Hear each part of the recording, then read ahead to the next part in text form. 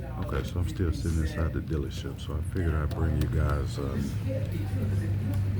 some international news.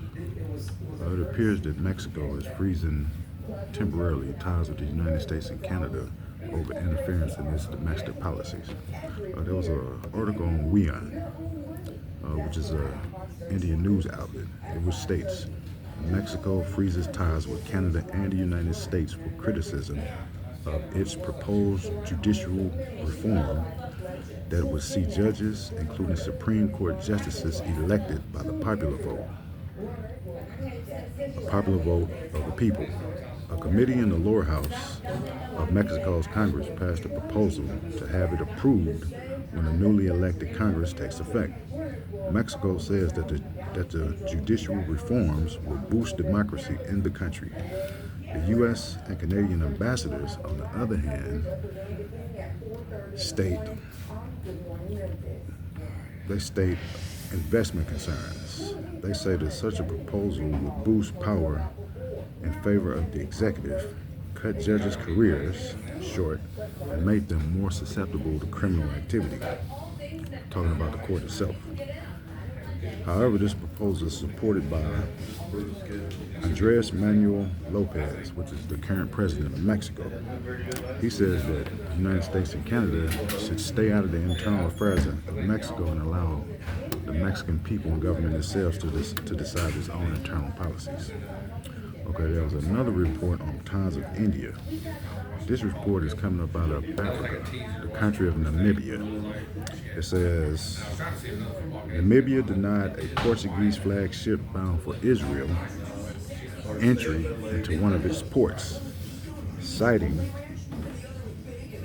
that the ship might possibly be carrying military supplies and munitions to Israel to be used in the current war in Gaza.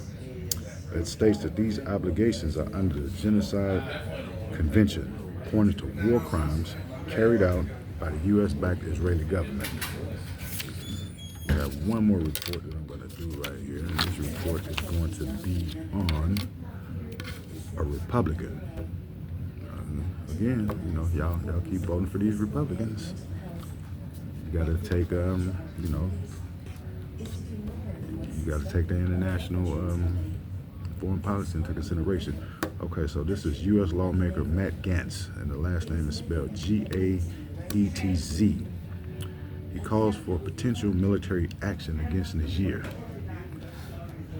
Okay, and as we know that, Niger, Mali, and Burkina Faso, twisting my tongue on that one, but they just formed a new alliance called the Alliance of Sahel States.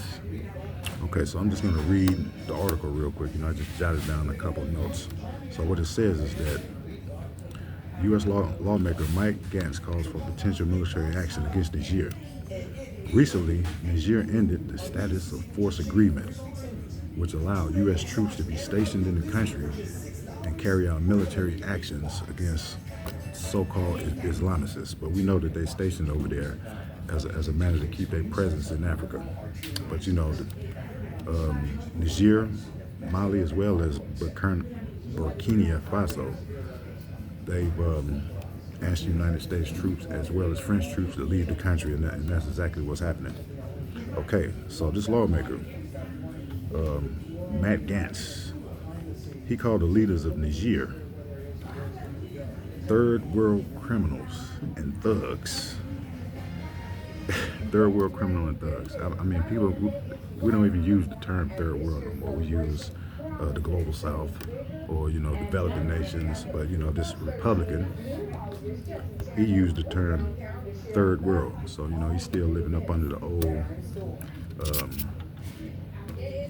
colonial and imperialist mindset that, I thought the rest of the world was abandoning that kind of stuff. But he's still using those kind of connotations.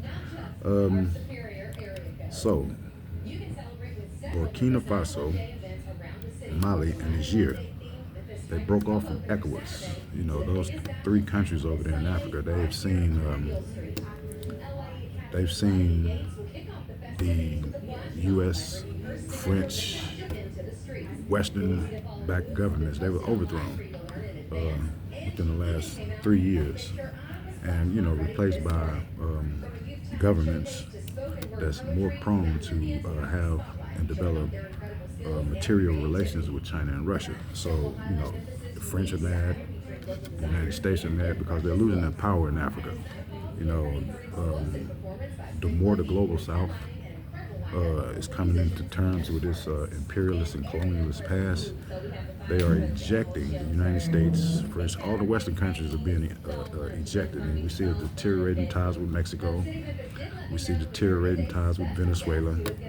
They just actually tried to, commit a color revolution down in Venezuela, but Maduro overwhelmingly supported by the Supreme Court and a popular vote down there, so he's still in office, which is a good thing.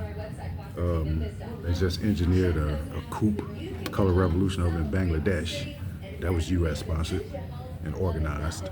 So those are just a couple of the reports that I wanted to bring you. And like I say, as I get more confident in my ability to make these kind of videos, I'm going to bring you information on this channel that may not necessarily be talked about on other channels.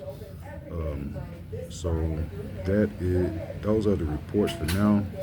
And if you like, subscribe to the channel.